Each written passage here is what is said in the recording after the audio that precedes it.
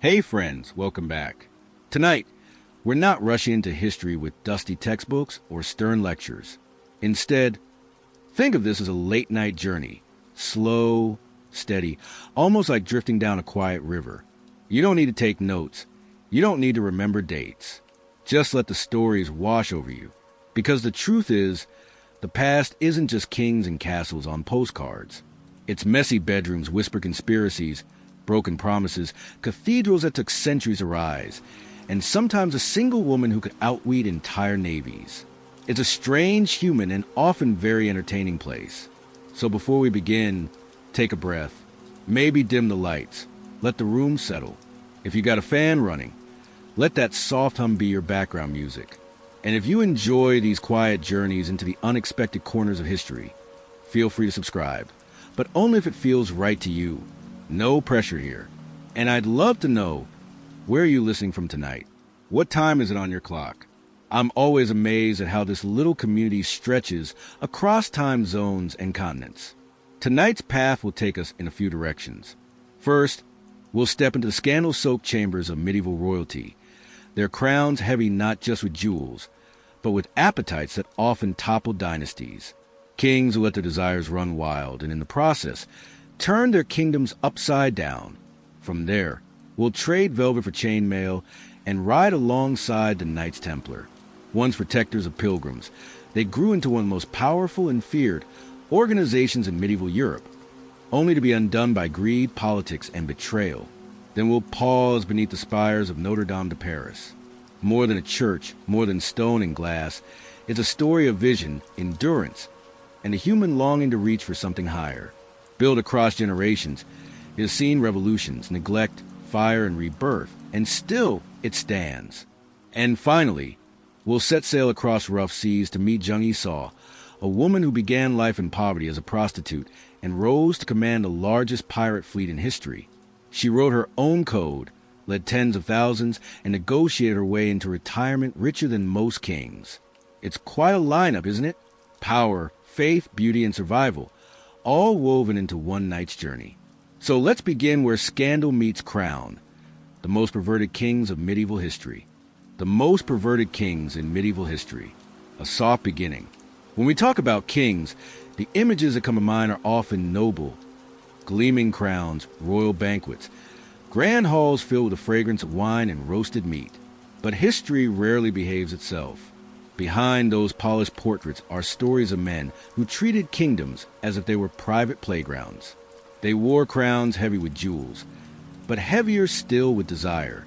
And in their chase for passion, they left trails of betrayal, broken alliances, and at times, blood. So, let's step softly into their courts tonight. The torches are flickering. The tapestries are whispering with shadows.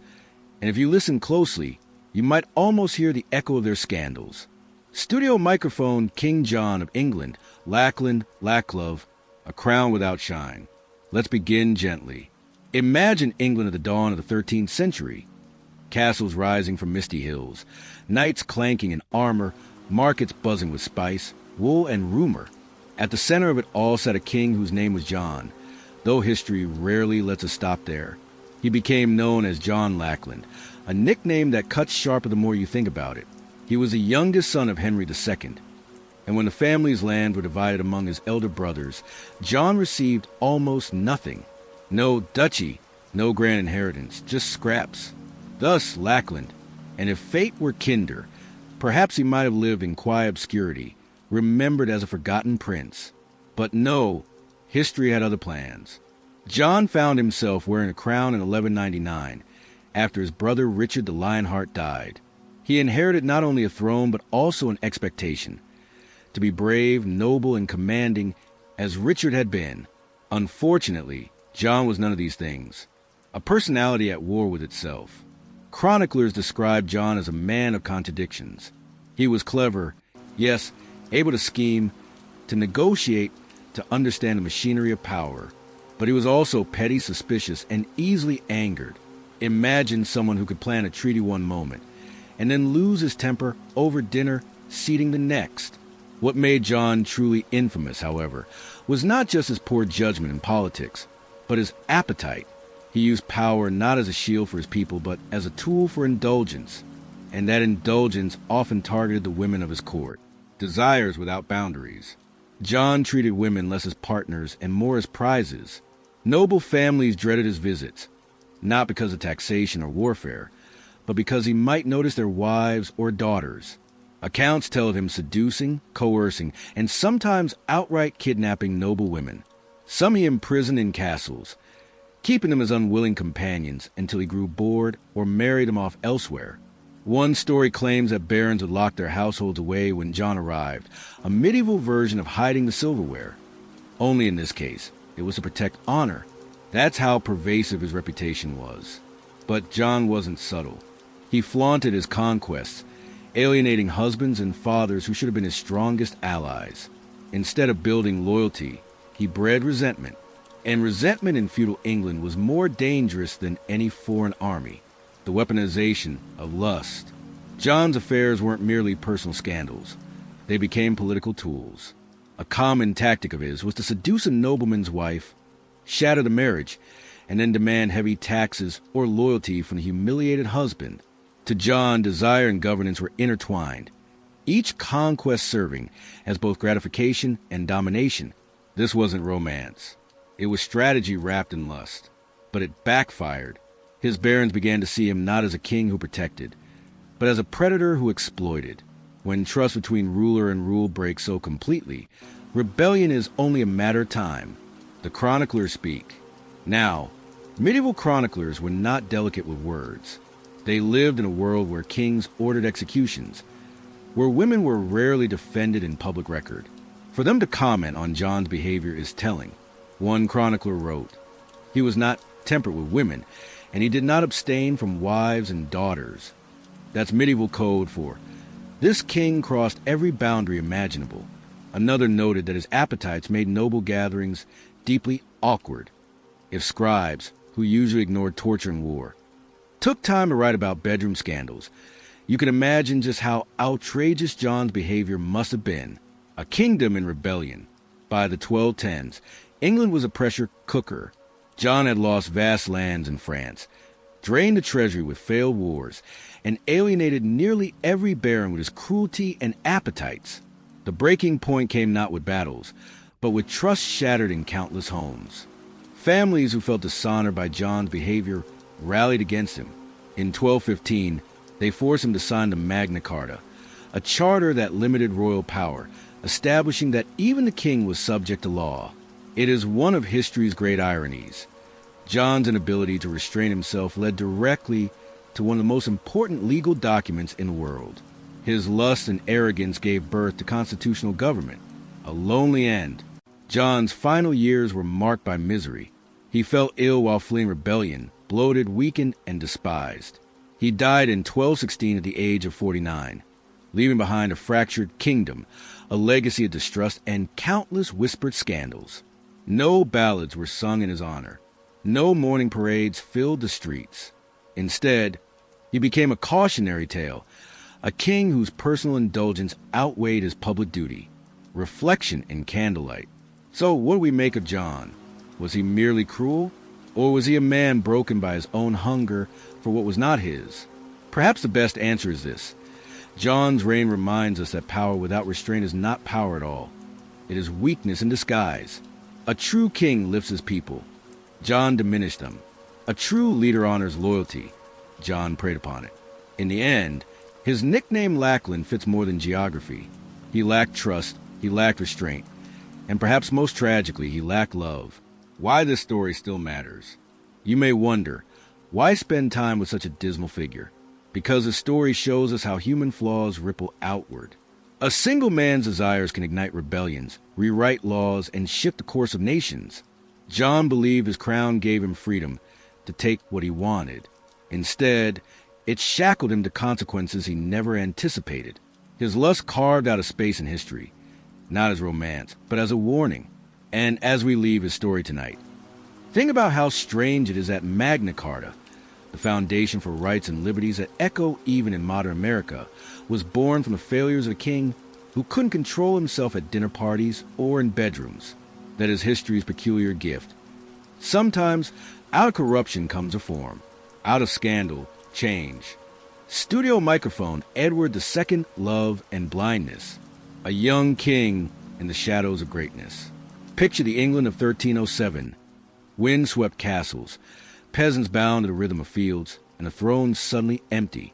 King Edward I, the Hammer of the Scots, had died. He was a fearsome monarch, unyielding, respected, and in truth a little terrifying. His enemies trembled, his allies obeyed. Into that enormous shadow stepped his son, Edward II. History often judges sons harshly when their fathers were giants, but Edward's case was special. He was not simply less capable than his father. He was entirely different. Where Edward I wielded iron will and battle-hardened grit, Edward II leaned toward indulgence, companionship, and questionable judgment. If his father was a warhammer, Edward II was a lute, the man behind the crown. Edward II wasn't without charm. Tall, athletic, fond of music and rustic pleasures, he often preferred spending time with commoners, sharing ale, or rowing boats for fun. To some, this made him approachable, even refreshing. To others, it looked like negligence, a king more suited for a tavern than a throne. But what defined him most, in the eyes of chroniclers and later historians, were his relationships.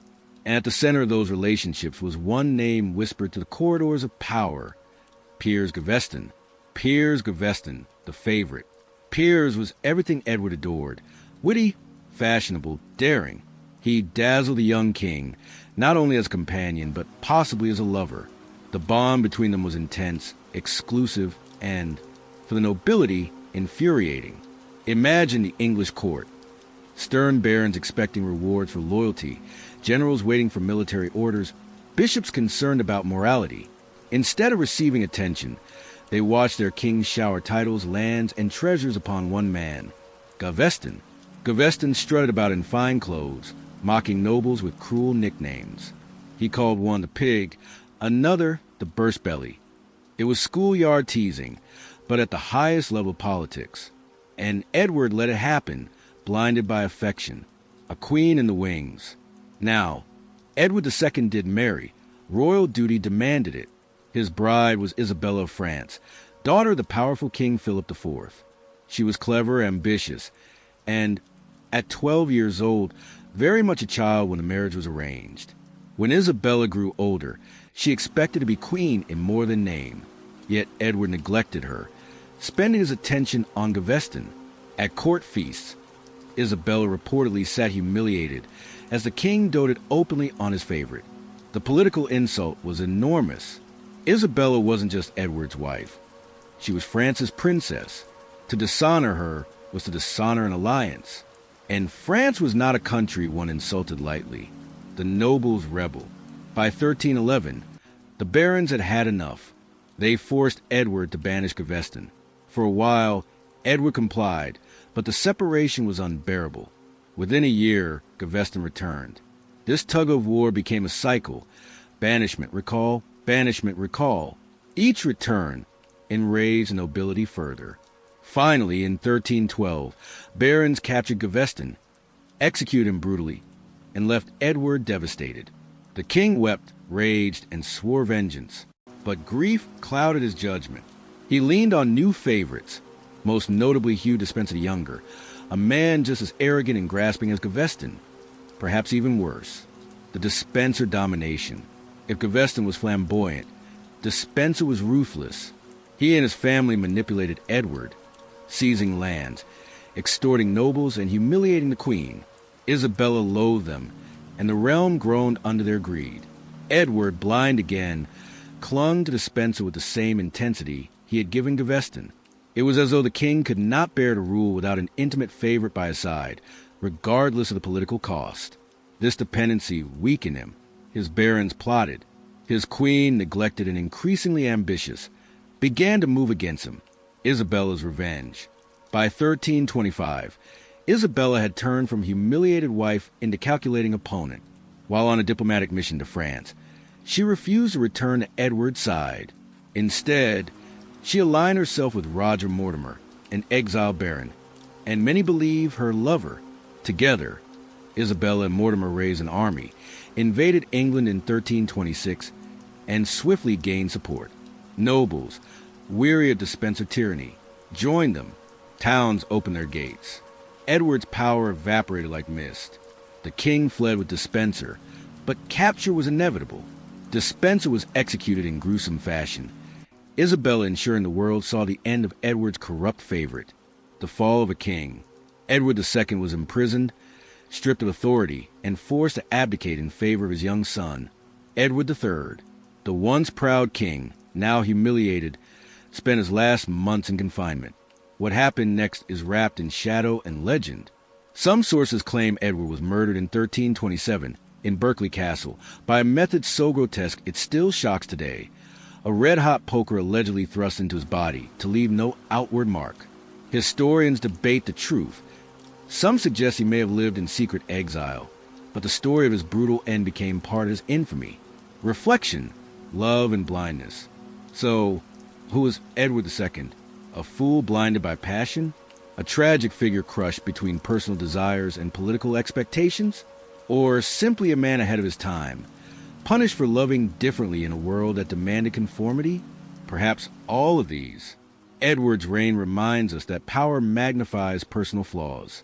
His need for companionship, perfectly human in itself, became destructive when it overshadowed his duties. He ignored the delicate balance of loyalty, insulted alliances, and empowered parasites. Yet, in another light, Edward II seems heartbreakingly human. He wanted love, friendship, and loyalty in a world that demanded cold calculation. He sought warmth in a crown of iron. And for that, he lost everything. Why his story still echoes. In the stillness of night, Edward's tale carries a peculiar weight. It asks, how far should one follow love? Can devotion excuse blindness? For a king, the answer was fatal. For the rest of us, perhaps the lesson is gentler. Love should guide, not blind, lift, not isolate. And loyalty, once squandered, is almost impossible to win back. Edward II's reign ended not with triumph, but with whispers of betrayal and fire. Yet through those whispers we see a truth.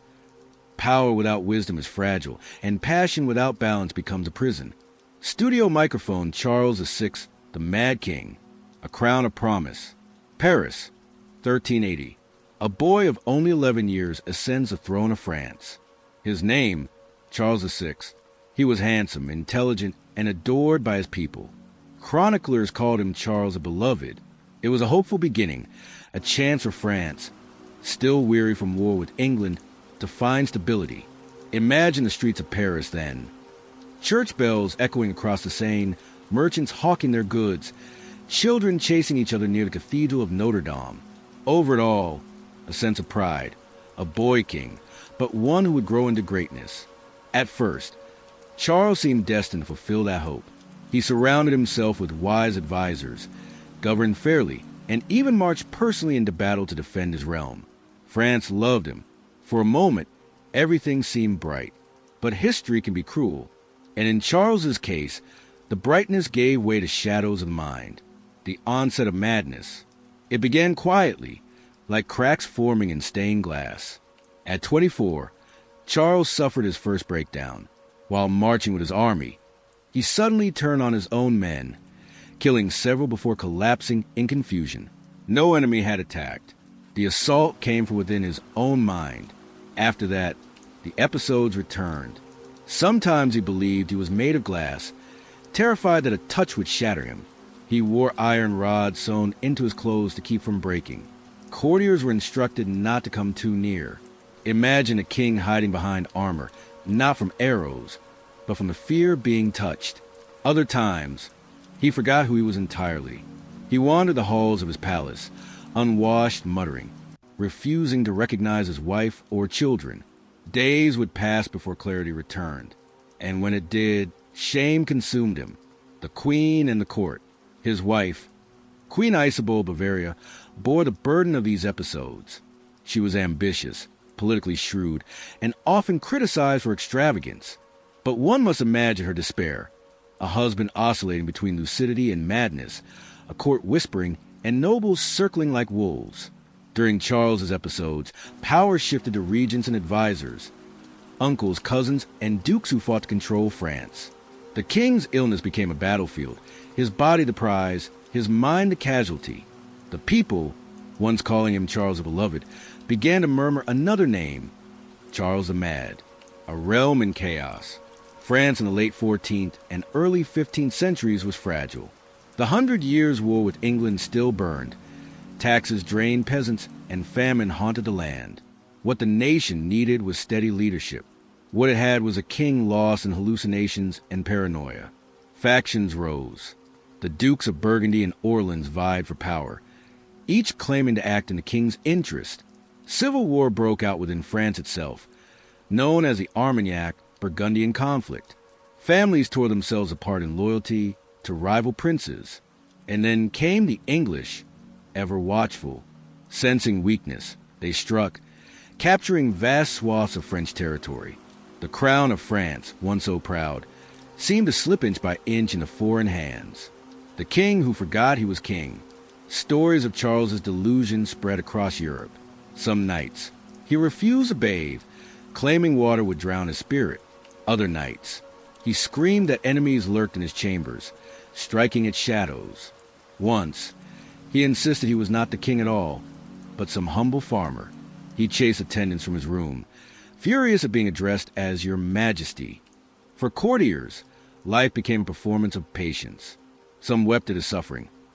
Others mocked him behind closed doors. The dignity of kingship, meant to embody stability, now symbolized fragility. And yet, during rare periods of clarity, Charles still showed flashes of the man he had been. He would apologize, govern earnestly, and even express remorse for the wars that tore his kingdom apart. Those moments made his decline even more tragic. The Treaty of Troyes. In 1420, with Charles too incapacitated to resist, France signed the Treaty of Troyes. It recognized Henry V of England as heir to the French throne, disinheriting Charles's own son, the Dauphin. This was the lowest point of his reign. The crown of France effectively surrendered, a decision made not by Charles's will, but by those exploiting his weakness. For the French people, it was humiliation. For Charles, lost in his madness, perhaps it barely registered. Or perhaps, in moments of clarity, it haunted him. The end of a broken reign. Charles VI died in 1422, aged 53. His body was buried in St. Denis, the traditional resting place of French kings. But his legacy was not of glory or conquest.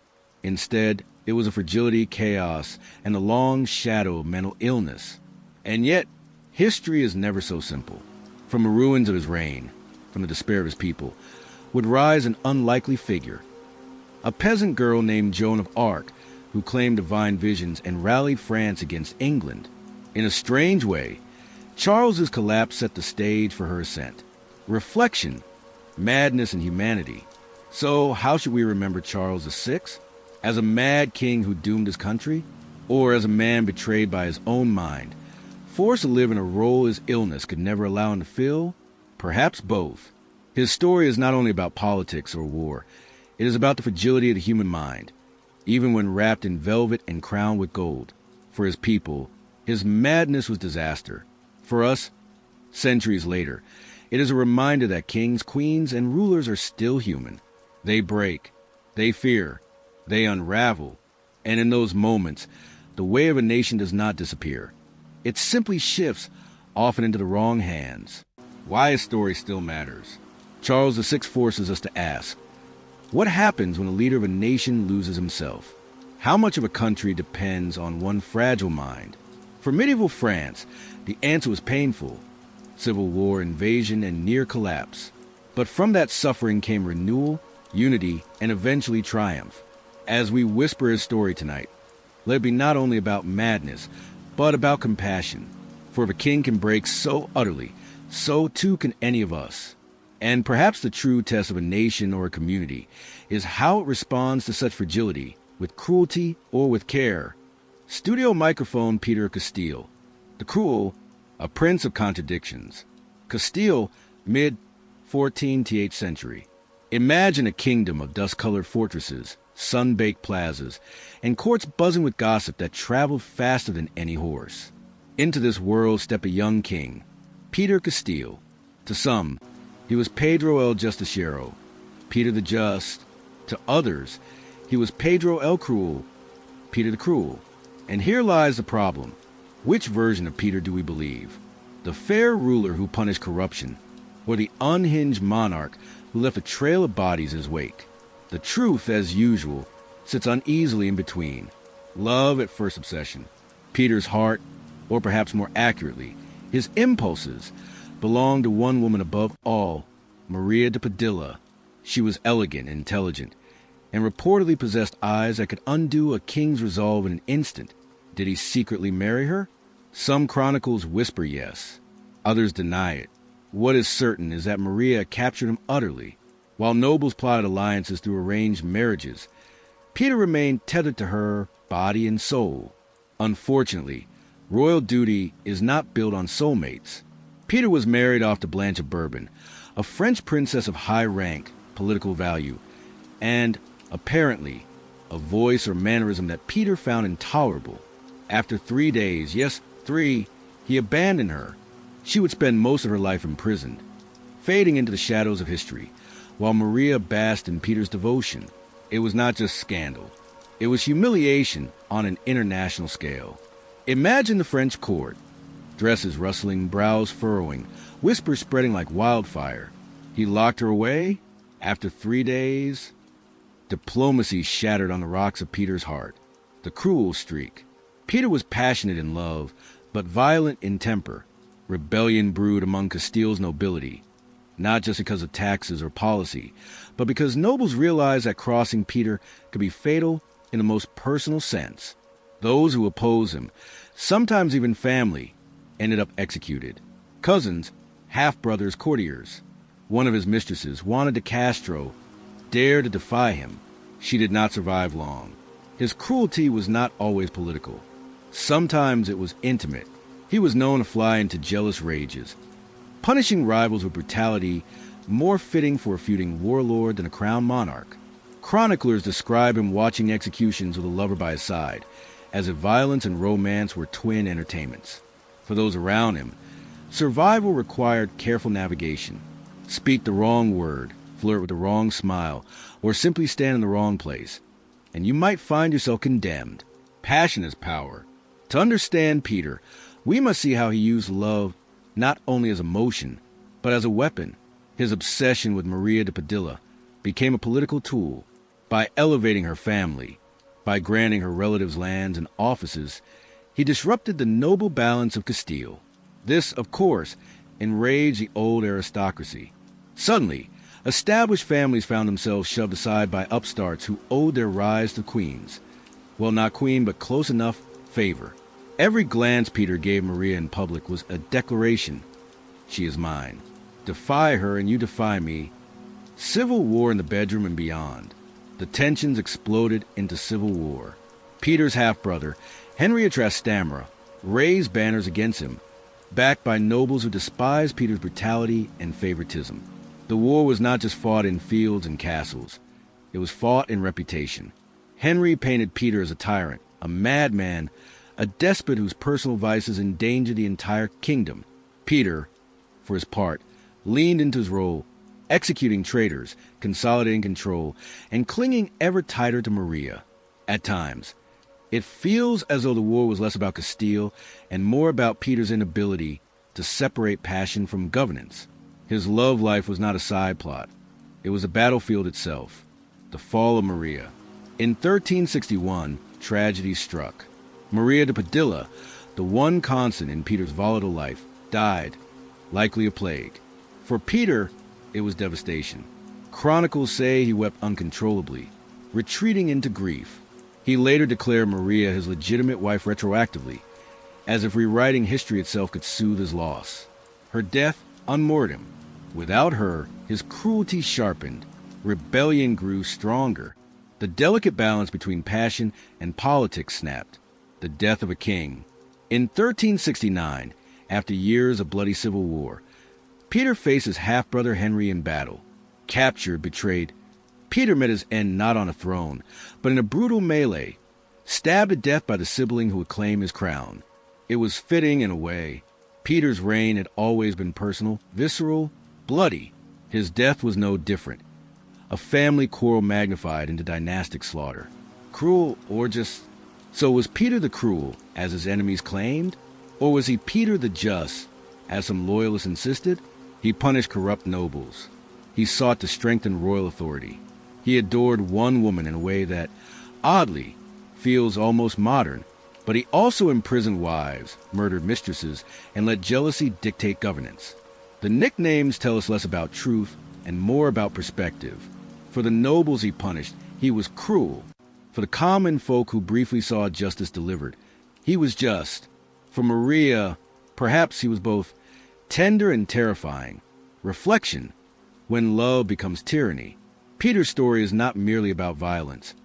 It is about obsession, about what happens when private desire drives public action, about the dangers of equating love with ownership and passion with power. In a way, his life reads like a warning. That unchecked love can become cruelty, that devotion without restraint can turn kingdoms into prisons. And perhaps that is why his story lingers, not just because of the battles or betrayals, but because his heart, like his hand, ruled with too much force.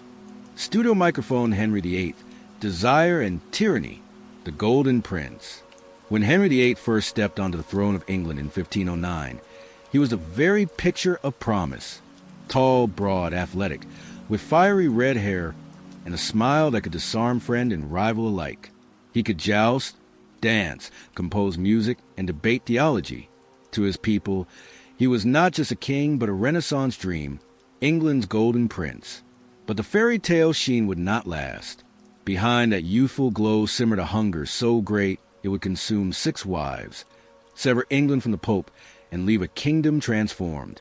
Henry's story is not just about politics. It is about desire turned to tyranny. Catherine of Aragon, the first queen, the first disappointment.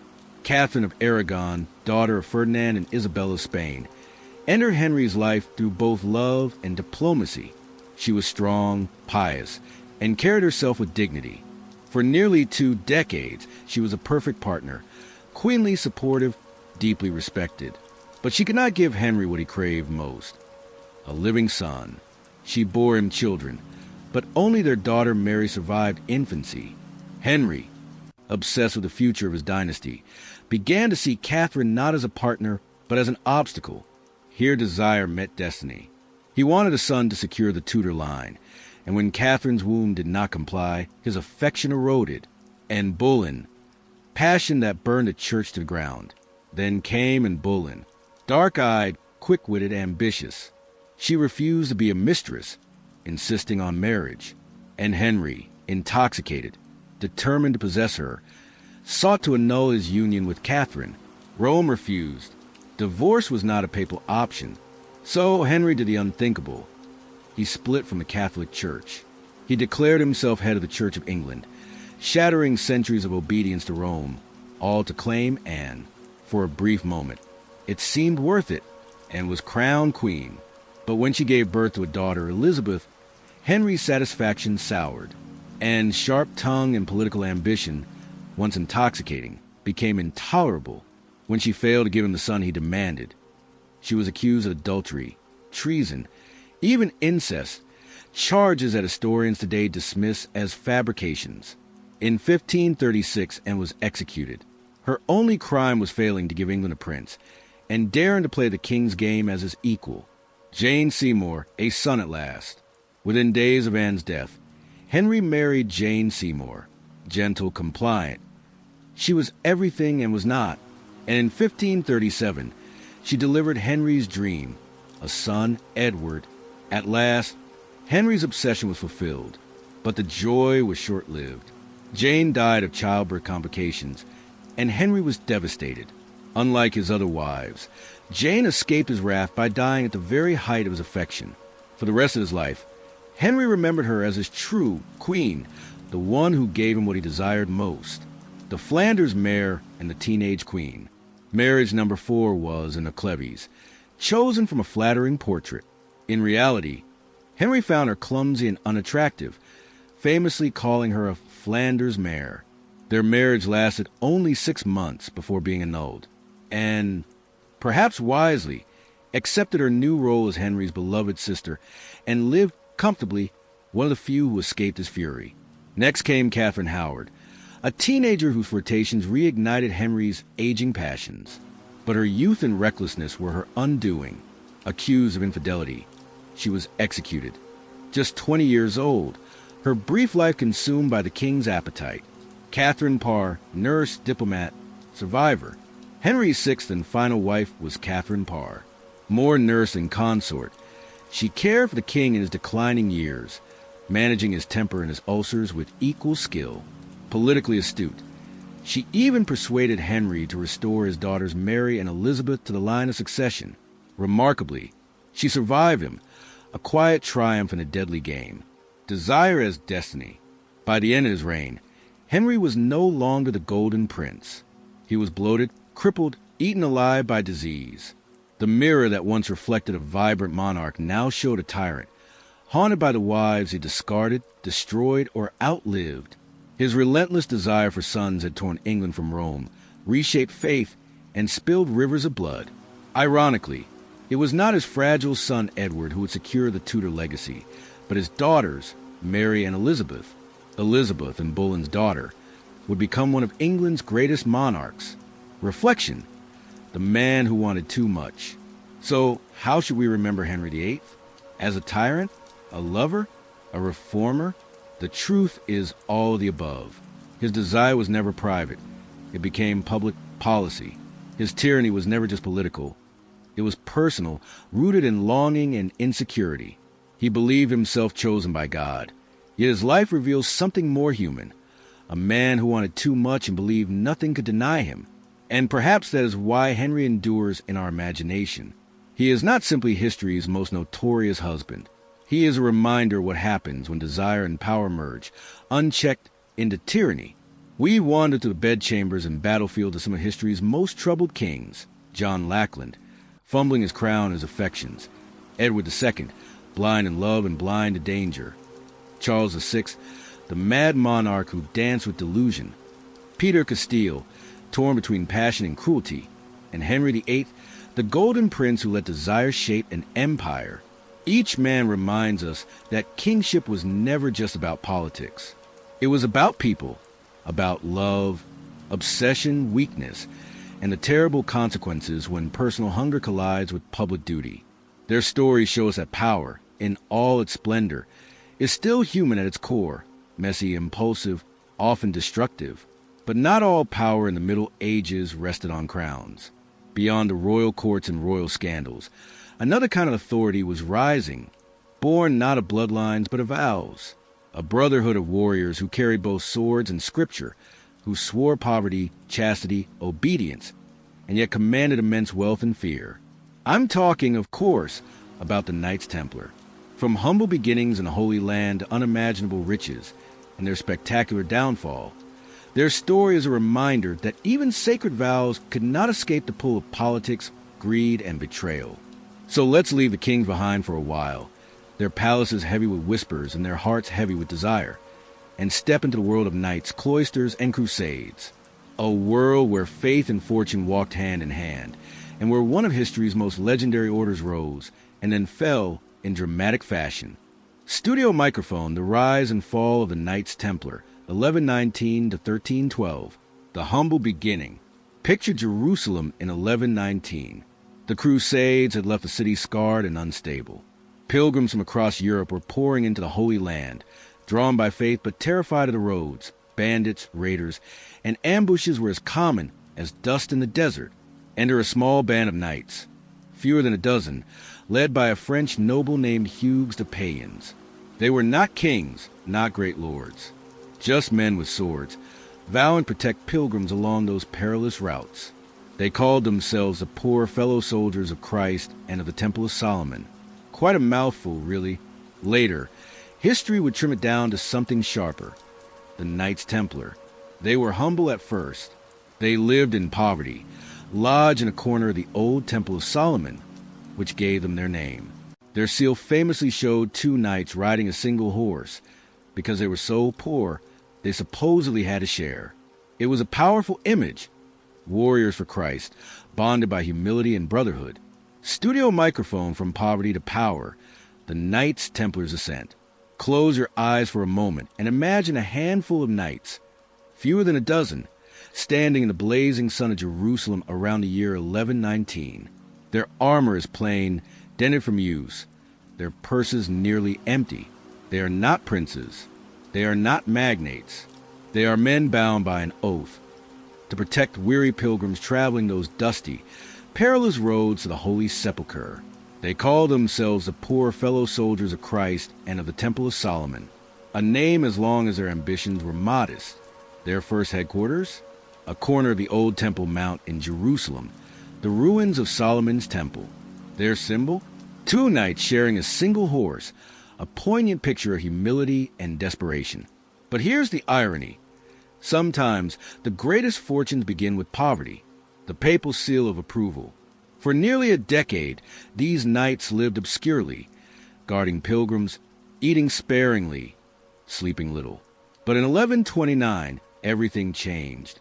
At the Council of Troyes in France, Bernard of Clairvaux, a rising spiritual superstar of the age, threw his immense weight behind them.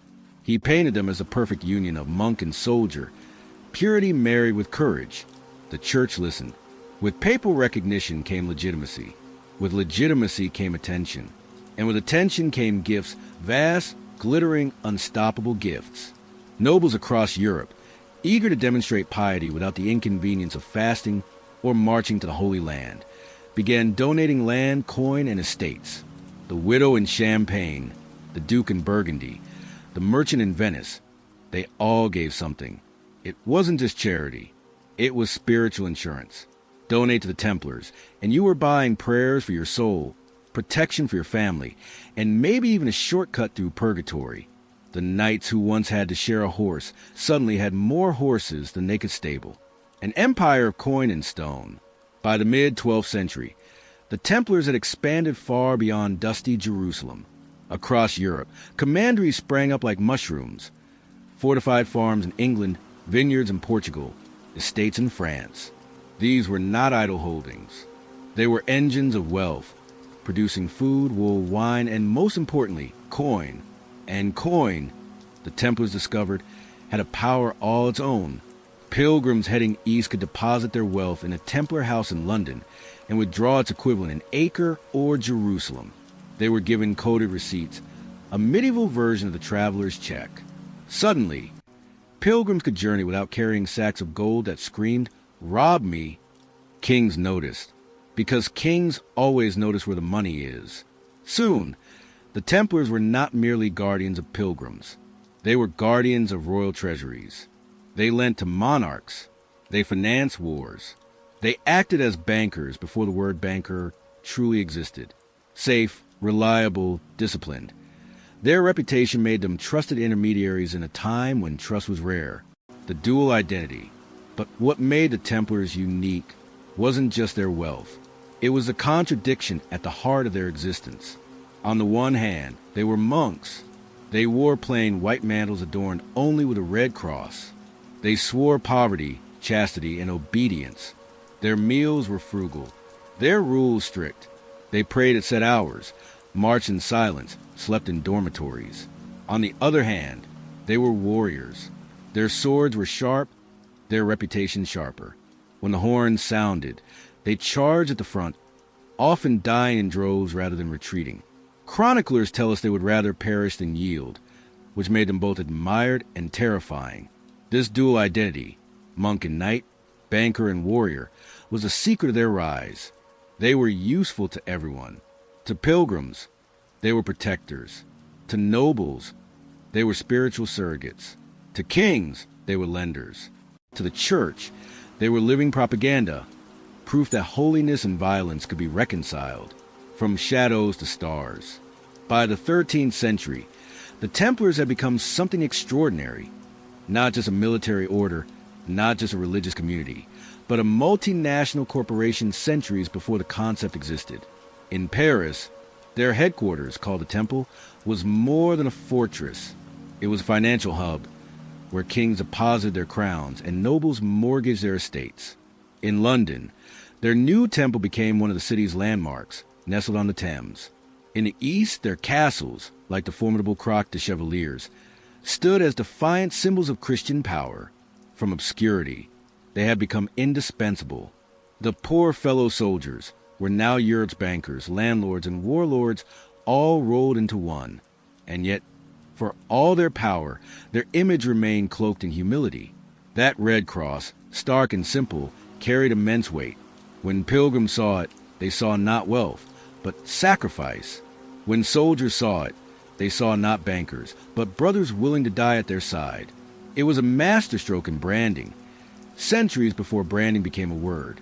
The seeds of envy. But here lies the danger. Success breeds resentment. The Templars' rapid rise, their secrecy, their wealth, it made them untouchable, and that untouchability bred whispers. How could monks be richer than princes? How could warriors be safer bankers than merchants? What secrets did they guard in their fortresses? What treasures in their vaults? The very qualities that made them indispensable also made them targets. And though they could not know it then, the same roads that once carried pilgrims safely under their watch would one day carry rumors and envy straight to their door. From two knights sharing a single horse to a brotherhood commanding castles, treasuries, and armies, the ascent of the Templars was nothing short of breathtaking.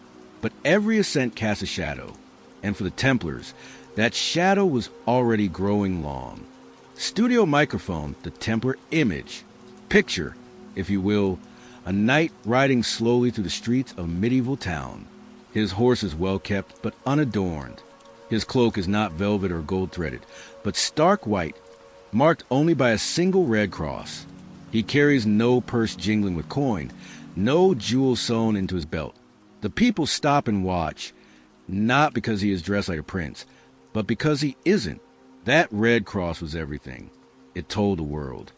Here is a man who has renounced wealth, who will sleep on straw, who will march into battle without fear, who will die for Christ if asked. In an age of silk, brocade, and ostentation, the Templars embraced simplicity so striking that it became its own kind of magnificence. And that, my friends, is how a brand is born. The cult of the white mantle.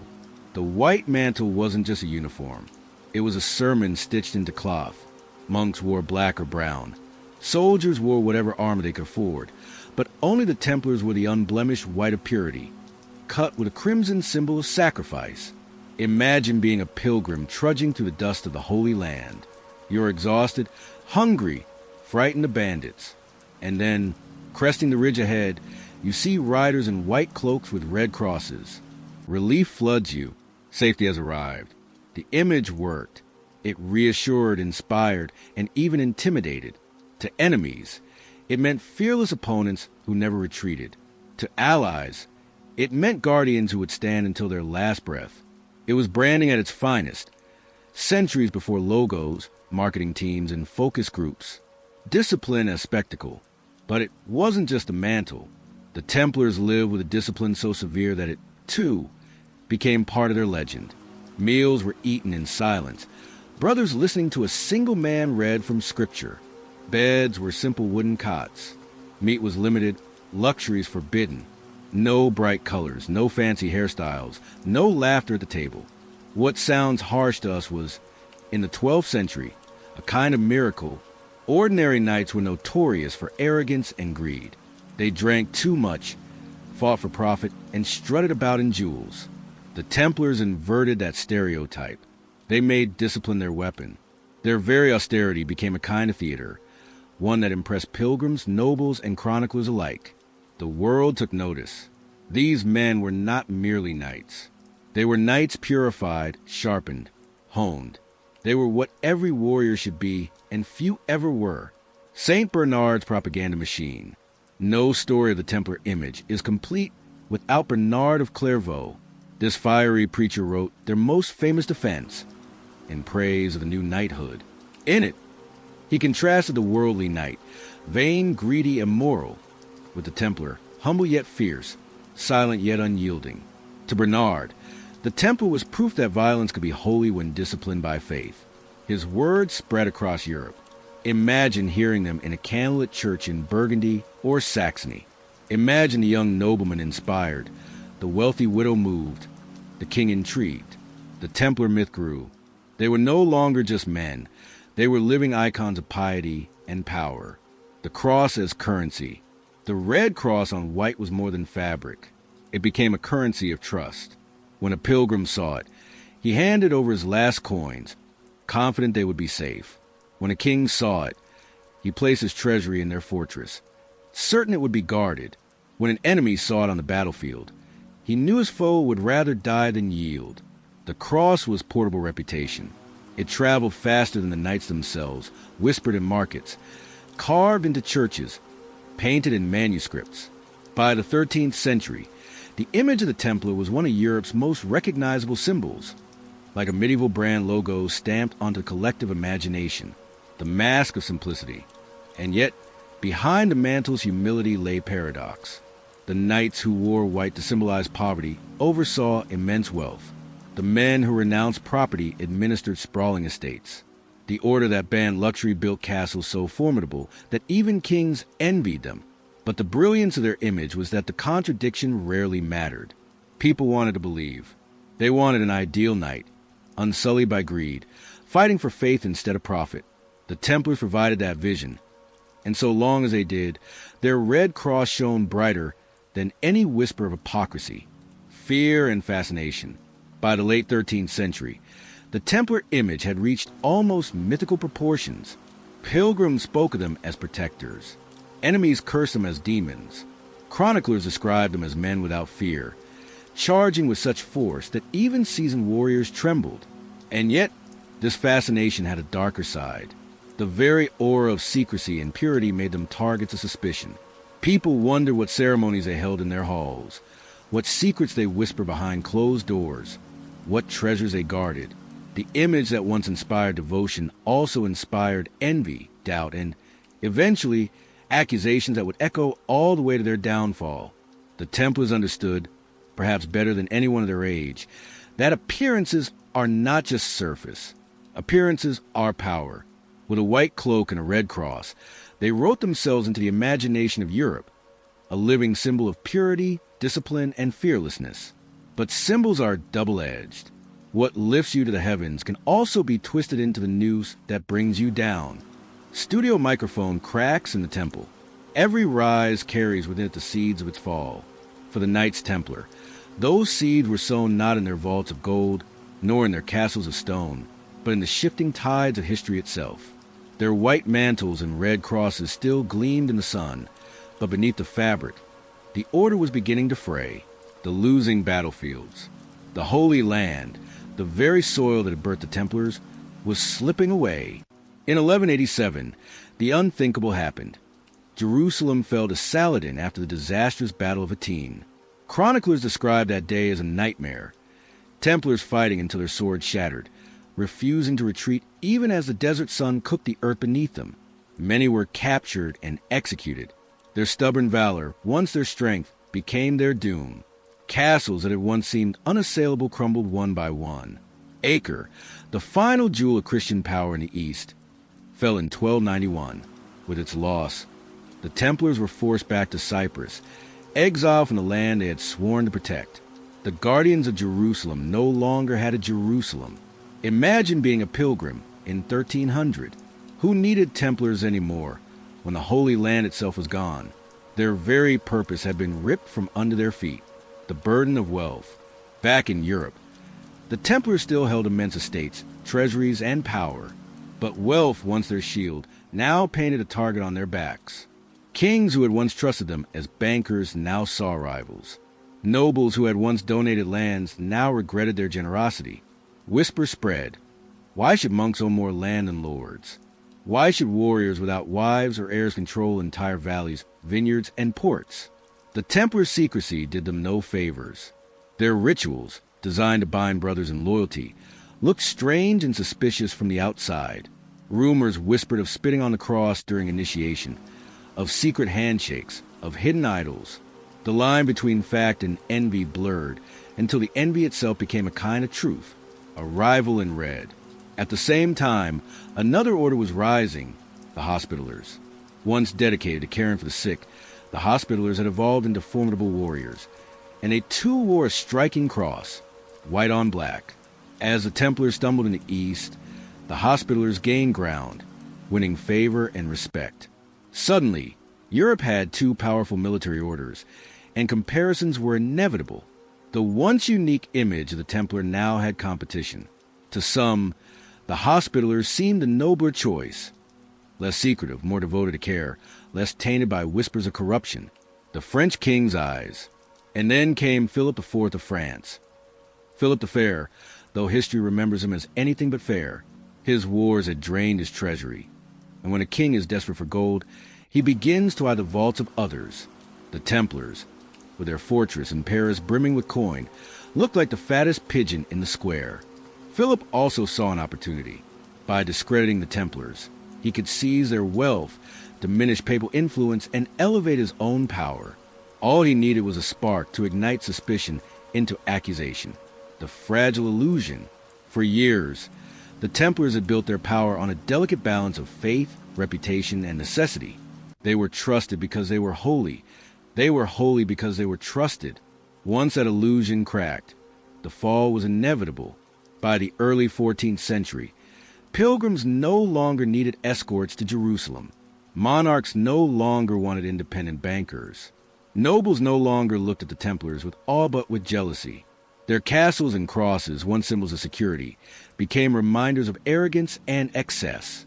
The cracks in the temple walls were widening, and everyone could see the daylight streaming through, foreshadowing the fall. In hindsight, the Templars' downfall seems inevitable. Their military failures had stripped them of purpose.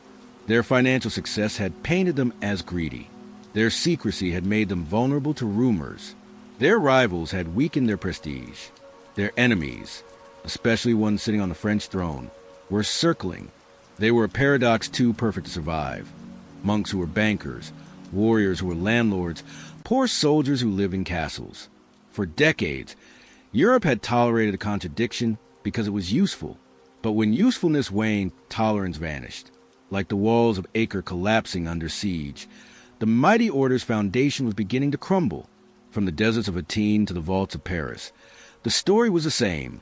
The cracks were spreading, and though the Templars still rode with heads held high, cloaks billowing behind them, the sound of stones falling in their temple was already echoing faintly across Europe. The fall had not yet come, but the stage was set. Studio microphone, the king's jealousy. By the dawn of the 14th century, the Knights Templar stood like a stone fortress across Europe, unshakable, admired, and most dangerously envied. They had begun as humble protectors of pilgrims, but now controlled estates, vineyards, farms, castles, and, perhaps most importantly, money. They were the bankers of kings, the keepers of treasure, the guardians of secrets. And for one monarch in particular, that was intolerable. His name was Philip IV of France, though history remembers him better as Philip the Fair. Fair, not for his justice, but for his golden hair and handsome face. Proof that nicknames in the Middle Ages could be as misleading as medieval maps.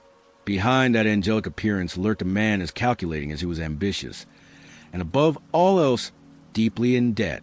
Philip had drained his coffers through endless wars, especially with England. He had squeezed his nobles, bullied his clergy, even taxed the very church. Yet still, the crown's purse sagged empty.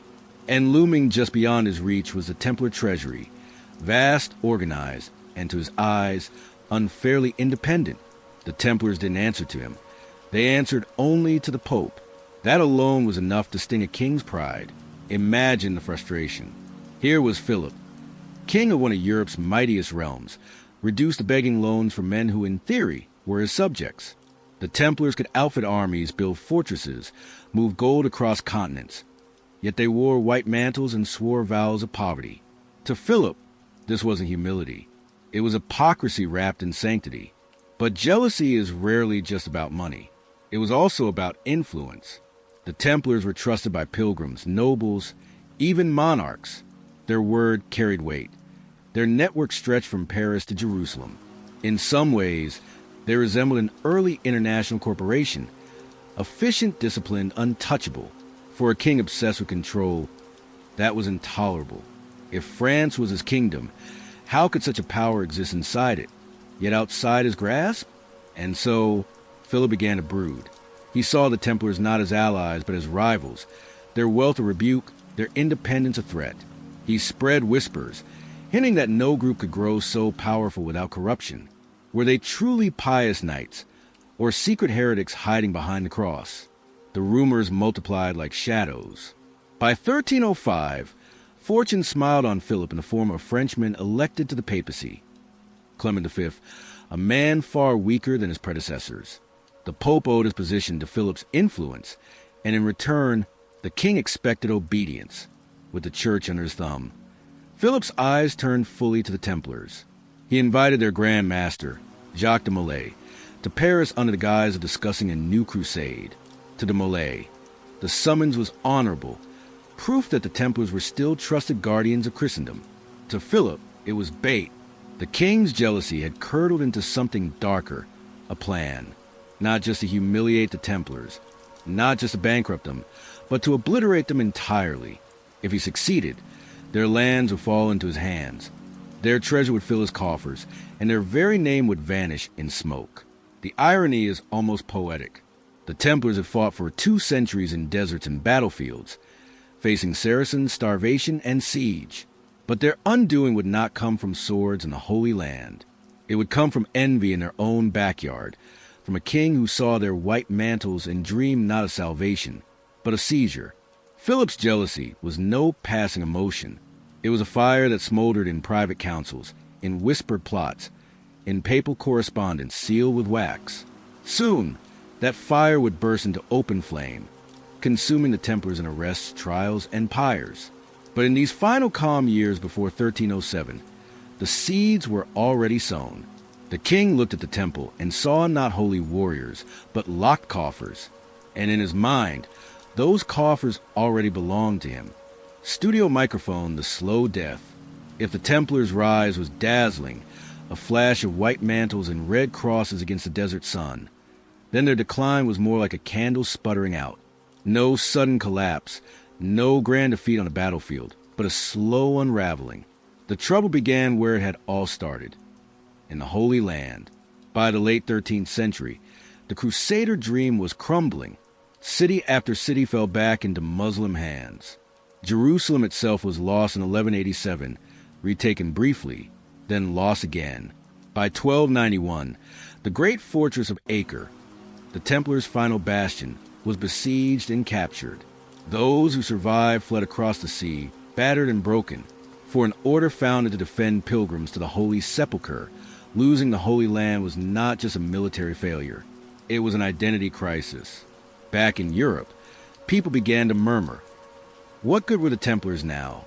They had been warriors without equal, defenders of the cross. But with no Holy Land left to defend, their swords seemed aimless. Some said they had outlived their purpose. Others, more cynical, accused them of clinging to privilege while contributing little. The order did not collapse overnight. They still held castles, farms, vineyards. Their banking network remained sophisticated, their coffers full. But wealth without mission is like a body without a soul. Slowly, the Templars shifted from knights of God to administrators of estates. Less battle-hardened saints, more landlords and accountants. It was necessary for survival, but it did little for their reputation. Worse still, their rivals smelled blood. Other military orders, like the Hospitallers, claimed the Templars' mantle, presenting themselves as more useful, more relevant. Even among clergy, whispers grew louder. Were the Templars truly holy or merely hiding behind a sacred brand? Inside the order, morale suffered. Young knights joined not for sacrifice, but for comfort. The heroic days of hardship on the frontiers were gone, replaced with routines of management, discipline, and occasional ceremony. To some, the temple felt less like a brotherhood of warriors and more like a guild with good real estate. And then there was politics. The Templars answered directly to the Pope, which might have been an advantage when the papacy was strong. But in the 14th century, papal authority wavered, tangled in quarrels with kings. To monarchs like Philip IV of France, the Templars' independence was a provocation. They were a wealthy, armed organization within his borders, yet not under his command. To his eyes, That looked less like piety and more like insubordination. The slow death of the Templars wasn't just external. It was also in perception. They had once been heroes, figures of awe and admiration. Now they were suspects. Medieval Europe love stories, and rumors spread like wildfire. Templars worshipping strange idols, spitting on crosses, engaging in secret rites. None of it was proven, much of it was invented. But the fact that people believed it tells us everything. The Order's halo was dimming. By 1300, the Templars were still wealthy, still disciplined, still standing. But they were also vulnerable. Vulnerable to envy, to suspicion, to the ambitions of kings.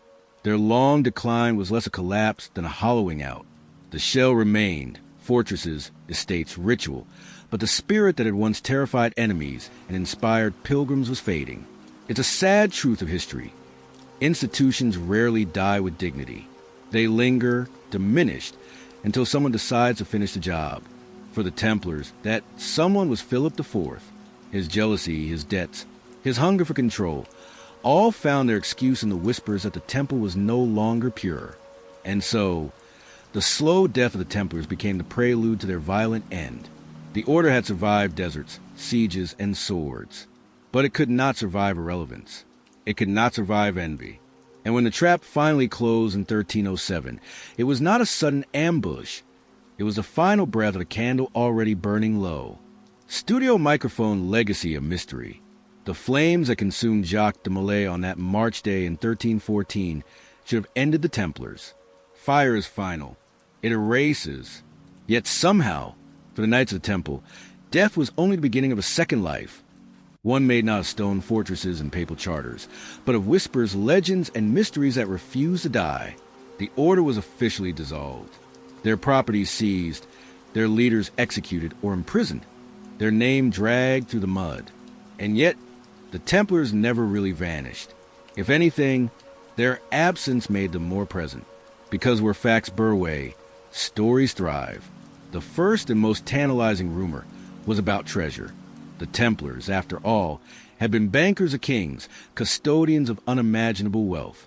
But when Philip IV moved to seize their assets, much of the treasure he expected never materialized. The chests were empty, or worse, missing. Did the knights smuggle their gold away before the arrests?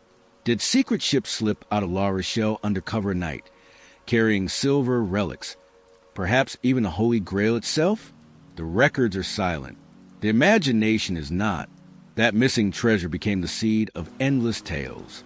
In later centuries, Templar gold was said to lie hidden beneath cathedrals, buried in remote fortresses, even spirited away to Scotland or beyond the Atlantic.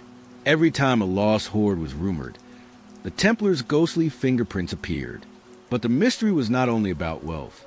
It was about knowledge. The Templars had traveled between East and West, mingled with scholars, mystics, and warriors of many faiths. Some whisper they had learned secrets, esoteric rites, forbidden wisdom, passed down in secrecy. Their rituals, once dismissed as pious formality, were recast as occult ceremonies. Spitting on the cross, kissing in strange places, worshipping a bearded idol called Baphomet. These were the charges hurled against them at trial. Most were the inventions of torture, but in the public mind, they stuck. And over time, fiction became folklore. The Templars then became symbols. To some, they were martyrs of corruption, victims of a greedy king. To others, they were keepers of hidden truths, guardians of relics too powerful to reveal. To still others, they were shadows in history, a brotherhood that never truly ended, merely went underground waiting. That last idea, that the Templars survived in secret, has haunted Europe for centuries. Freemasons, Rosicrucians, secret societies of every stripe have claimed a link to the temple. Whether those links are genuine or convenient is beside the point. What matters is that the Templar name carried weight, authority, mystery. It was a banner under which later generations could drape their own longings for lost knowledge and hidden brotherhood. Even in literature and art, the Templars never rested. In romantic poetry, they became tragic heroes. In Gothic novels, sinister villains. In modern fiction, they guard the Grail, the Ark, ancient bloodlines, or coded secrets hidden in plain sight. The Da Vinci Code may be pulp, but it stands in a long line of storytellers who found in the Templars a perfect vessel, part history, part enigma. What is striking is how resilient this legacy has been. Most medieval orders are footnotes in dusty chronicles. The Templars? They stride through time like ghosts in shining mail, more alive in imagination than they ever were in life. Why does their mystery endure? Perhaps because they sit at the crossroads of so many human fascinations: wealth and secrecy, faith and betrayal, loyalty and power. Their fall was dramatic, their end unjust, their silence haunting. They left just enough behind: fortresses, symbols, tantalizing gaps, for us to fill with our own dreams and fears. And so, centuries later, when we hear the name Templar, we don't think only of knights in white mantles. We think of treasure maps and hidden vaults, of conspiracies and curses, of brotherhoods that outlive empires. Their order died by fire, but their mystery is immortal. The Knights Templar may have burned, but their shadows still walk beside us. In myths of treasure, whispers of forbidden knowledge, and the haunting silence of empty fortresses. They remind us that history isn't only about what survives in stone, but also about what survives in story. And speaking of stone, let's shift our gaze. While the Templars were riding east and west, carving their legend in blood and secrecy, another masterpiece was quietly rising in the heart of Paris.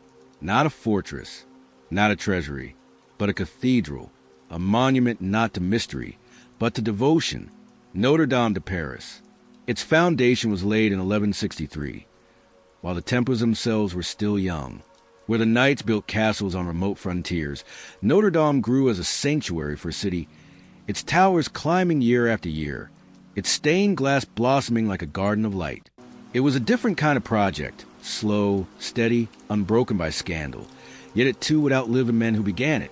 If the Templars left us with questions, Notre-Dame offers us answers about faith, about time, about the way human hands can turn stone into something close to eternal. Tonight, let's leave behind conspiracies and the flames of persecution and step beneath the arches of one of the greatest cathedrals the medieval world ever built, the building of Notre-Dame de Paris, 1163 to 1345. Foundations of faith. If Paris in the 12th century was a heart, then the Isle de la Cite was where it beat the loudest. Here, in the middle of the Seine, markets bustled, kings ruled, and bishops preached. And here, too, an idea began to take shape, an idea so ambitious that it would take nearly 2 centuries to see it finished. In 1163, under the reign of King Louis VII, Bishop Maurice de Sully gathered the faithful and declared that Paris deserved a cathedral unlike any other, not a modest church, not a shrine tucked into cobblestone streets, but a monument to heaven itself. Something vast, radiant, and eternal. To medieval minds, stone was prayer and height was holiness. The higher the walls reached, the closer souls felt to God. And so Notre Dame's foundation stone was laid with ceremony, prayers, and hope. Nobody there that day would live to see it completed. But that was the nature of faith, to begin something whose end you would never touch. Foundations of faith, the dream of a cathedral. Paris in the 12th century was not yet the glittering capital we picture today. Its streets were narrow, muddy, and crowded with market stalls, livestock, and the clamor of merchants. But it was already becoming a city of influence. Scholars flocked to the schools that would one day form the Sorbonne. Kings ruled from their palace on the Isle de la Cite, and at the very heart of the island, the church sought to lift its voice above the noise of daily life. It was here, in 1163, that Bishop Maurice de Sully stood before his clergy and announced a dream that was as bold as it was improbable. Paris deserved a cathedral unlike any other, not just a parish church or a refurbished basilica, but a monument vast enough to hold the prayers of a city, radiant enough to reflect heaven itself, and enduring enough to outlast those who built it. A bishop's vision. Maurice de Sully was not born into power. He was the son of humble parents, educated through sheer persistence and intellect. Rising through the ranks of the church, he carried with him a conviction that faith was not just to be preached but to be built, embodied in stone and glass. To him, Paris was already the center of learning and kingship. Now it needed a spiritual heart to match its ambition. He spoke of a sanctuary so large that it could welcome the throngs of pilgrims who poured into Paris, a structure so tall that it seemed to reach into the clouds, and windows so luminous that sunlight itself would preach the gospel. His words painted not just an image of a building, but a promise, a city bound together by faith, pride, and awe. The king's blessing, dreams in the Middle Ages, however, did not rise without royal approval. King Louis VII, then ruling France, gave his support to the bishop's vision. Louis had his own reasons. His reign had been troubled, military setbacks, a failed marriage to Eleanor of Aquitaine, and a constant struggle to assert France's power. Endorsing a cathedral of unmatched grandeur was not only an act of piety, but also a statement of strength. It announced that Paris, the king's city, would rival the great capitals of Europe not just in politics, but in holiness.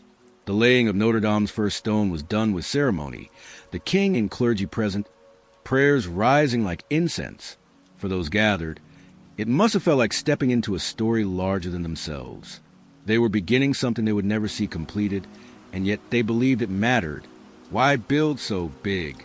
It is easy for us today to see medieval cathedrals as monuments, tourist attractions, or relics of art. But for 12th century Parisians, the cathedral was far more than that. It was the axis of their world. Most of life in medieval Paris was harsh and uncertain. Disease lurked in every season. War could erupt without warning. Fire was a constant threat in a city built of wood. To walk into a cathedral, then, was to step into another reality.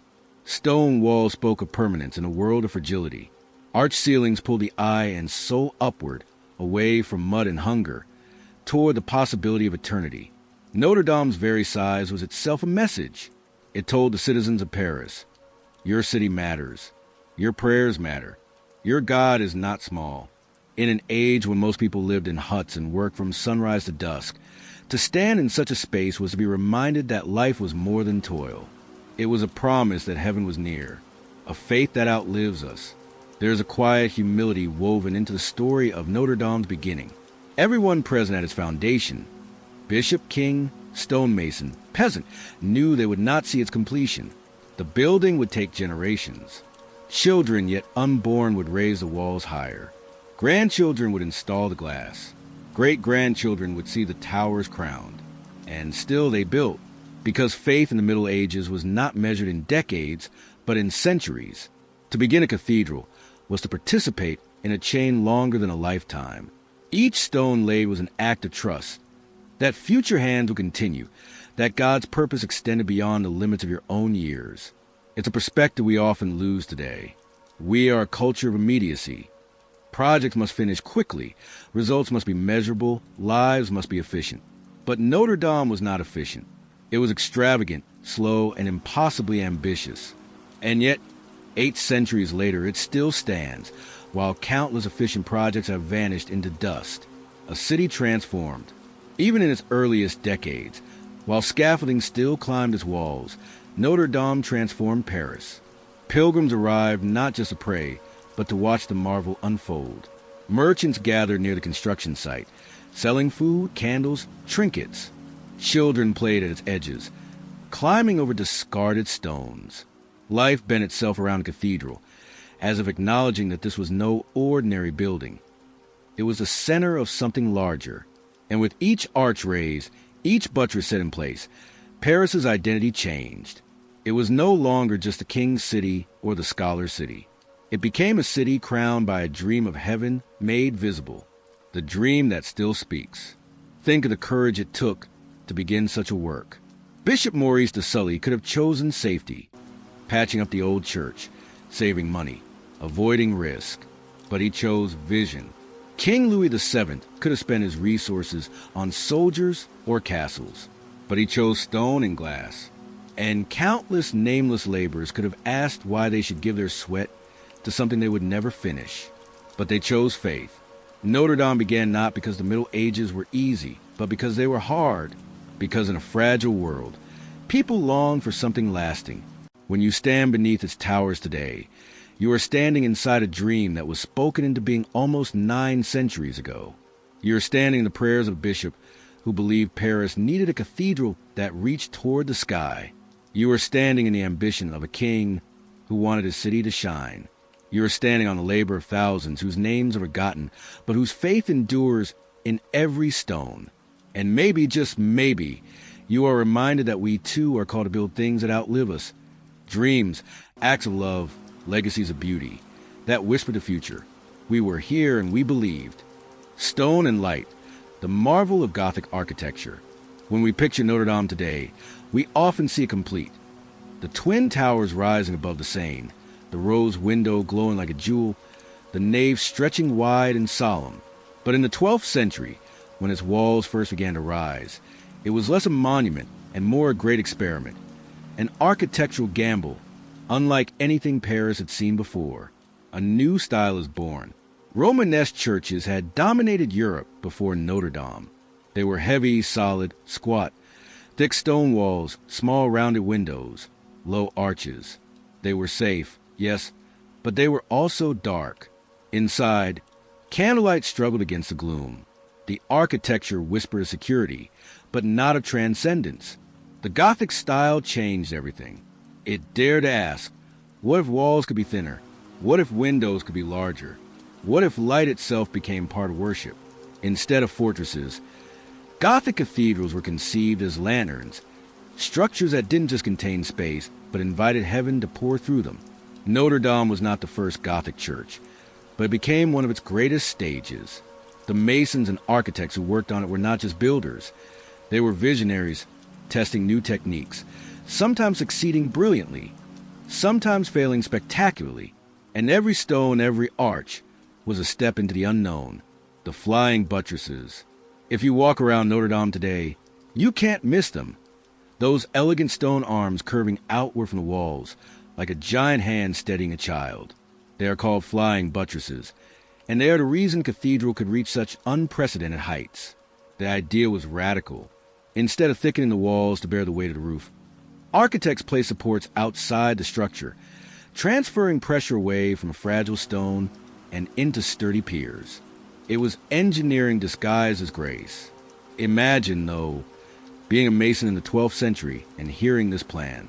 Build the walls thinner, taller, let the roof rest on delicate arches. It must have sounded insane. And yet, stone by stone, they proved it possible. The buttresses didn't just hold up the building. They gave it wings, vaults that rose like ribs. Inside, the ceilings told their own story. Instead of flat timbers or low arches, Notre-Dame's builders used rib vaults, intersecting stone arches that carried weight with astonishing efficiency. To a pilgrim stepping inside, these vaults resembled ribs or branches, pulling the eye upward, lifting the soul toward heaven. And more than beauty, they brought stability. The vaults allowed wider naves, taller ceilings, and open spaces where sound could travel like light. Chant rose into the air, echoing and folding, until it seemed to disappear into the very bones of the church. Worshippers were not just hearing music. They were inside an instrument, surrounded by sound. Windows that bloomed like gardens. But the true marvel of Gothic architecture was light. Notre-Dame's walls were pierced with openings vast enough to hold glass unlike any the world had seen. Rose windows blossomed in brilliant colors, blue like deep water, red like blood, gold like fire. Each pane told a story. Saints, angels, kings, prophets, all glowing when the sun struck them. For the faithful, these windows were scripture written in color. Most could not read, but here was the Bible in glass. Creation, crucifixion, resurrection, illuminated for all. Light was no longer just sunlight. It was the voice of God breaking through stone. Imagine being a farmer from a village, stepping into Paris for the first time. Your world had been mud paths and thatched roofs. You entered Notre-Dame, and suddenly the air glowed with color. Saints shimmering above you. The ordinary world fell away. For a moment, you were in heaven's vestibule, dazzled by radiance. The human cost. Of course, all this brilliance came at a cost. Notre-Dame was not built by angels, but by laborers, men who hauled stones heavier than themselves, women who cooked for them, children who carried tools. Work was dangerous. Scaffolding collapsed. Stones cracked. Workers fell. Lives were spent as casually as timber. And yet, they kept building, because in their minds, Every bruise, every blister, every lost breath was part of a larger prayer. They were not simply shaping stone. They were shaping eternity. To carve a gargoyle or chisel an arch was to add one's voice to a chorus that would outlast generations. Chaos and beauty. Notre-Dame's construction stretched over decades, even centuries. Techniques changed as builders learned. Parts were torn down and rebuilt. What one generation began, the next modified. Imagine the frustration, yet also the hope that came with such constant revision. To live near the site was to live inside chaos. Dust in the air, hammering day after day, endless scaffolding. But it was also to live beside a miracle. Children grew up watching the walls climb higher than any building they had seen. Lovers courted in the shadows of rising towers. Old men died hearing bells ring from incomplete spires. Notre-Dame was not just a building. It was an unfolding story, a drama in stone that the entire city watched. A lantern of faith. By the time the rose windows were installed, Paris had changed forever. The cathedral was no longer just a plan or a construction site. It was a lantern, light flooding the city by day, bells flooding it by night. People measured their lives by it. Births, deaths, feasts, and fasts, all marked by the rhythm of its bells. The marvel of Notre-Dame was not only in its engineering, but in its symbolism. Flying buttresses whispered that strength could also be grace. Vaults told of heaven's ribs holding the world. Windows bloomed with God's garden and light. It was architecture that preached without words, that offered hope in a world so often uncertain. Looking back, when we step into Notre-Dame today, we see centuries of mastery layered together. But it is worth remembering that to those who built it, every innovation was risky, every new height a leap of faith. The Gothic style was not inevitable. It was chosen, dared, risked, and it worked. Notre-Dame became the proof that human hands, guided by vision, could make stone soar and glass speak. It was not just a marvel of architecture. It was a marvel of imagination, born from a time when people believed heaven could be reached if only you built high enough and beautiful enough. And so the story of Stone and Light is not really about walls and windows. It is about people who dare to dream, who believe that matter itself, stone, glass, wood, could become a prayer. They transformed Paris, and in doing so, they transformed history. Voices of the city, how Parisians live with the cathedral. If the walls of Notre-Dame could speak, they would not only tell us about bishops and kings, architects and masons. They would tell us about the people of Paris, the bakers, merchants, students, beggars, lovers, whose lives unfolded beneath its towers. A cathedral is never just stone. It is a stage, and every citizen, knowingly or not, becomes part of its play. The bells as timekeepers. For Parisians of the Middle Ages, the sound of Notre-Dame's bells was as familiar as the sunrise. Before clocks became common, bells marked the rhythm of daily life. They rang at dawn, summoning the faithful to prayer. They tolled at noon, calling the city to pause. They pealed at night, closing the day with solemnity. But they also spoke in moments of joy and sorrow. Bells rang out when kings were crowned, when victories were won, when processions filled the streets. They told heavy and mournful when plague stalked the city or famine struck. To live in Paris was to live with ears always tuned to Notre-Dame's voice. The cathedral wasn't a distant monument. It was a heartbeat, steady and inescapable. Imagine being a child waking to those chimes, knowing the day had begun, or an old woman hearing them at dusk, comfort that her city still stood, still prayed, still believed. In a world where life was often short and brutal, the bells offered something constant, an assurance that heaven still looked down on Paris. The marketplace outside. Step outside the cathedral, onto the broad square of the Parvis, and you would find another world. The space was alive with movement. Merchants selling bread, wine, and cloth, jugglers and storytellers entertaining crowds, beggars pleading for alms, lovers sneaking glances under the gaze of saints carved in stone. To medieval Parisians, the sacred and the ordinary mingled easily. You could confess your sins inside the cathedral, then bargain for onions in its shadow. A procession of clergy might sweep past a troupe of actors, one world solemn, the other playful, both part of the same city rhythm. Notre-Dame anchored not just faith, but commerce. Pilgrims traveled from afar to see relics housed in its treasury, bringing money that spilled into markets. Taverns filled with their chatter, inns prospered from their stay. Artisans sold them charms and crosses. The cathedral was not only a house of God, it was an engine of economy, royal ceremonies, and public drama. For kings and nobles, Notre-Dame was the perfect stage. Here they could display their power, wrapped in holiness. Louis IX prayed within its walls before marching on crusade. Philip the Fair used its grandeur to bolster his image, even as he orchestrated the downfall of the Templars. When royalty visited, the cathedral became theater. Crowds packed the square, craning their necks as kings processed beneath banners, incense swirling, choirs chanting. In those moments, Paris itself seemed to stand still. Every eye lifted toward the towers, every voice echoing with acclamation. But Notre-Dame was not only for the highborn. It was where commoners came to witness history, to feel included in the story of their rulers.